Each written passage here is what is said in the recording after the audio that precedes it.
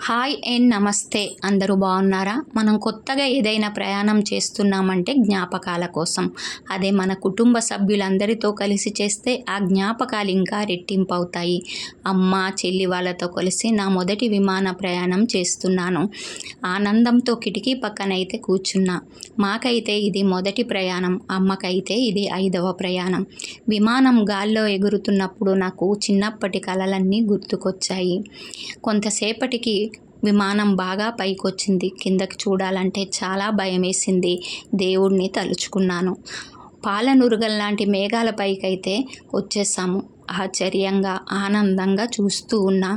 దేవతలు తిరిగే ఈ మేఘాలపై మనసులను కూడా తిరిగేలాగా చేసిన రైట్ బ్రదర్స్కైతే మనసులో కృతజ్ఞతలు తెలుపుకున్నాను. నా మొదటి విమాన ప్రయాణం ఎయిర్ ఇండియా. మరి మీది ఏ విమానం అనేది కామెంట్ రూపంలో తెలియపరచండి.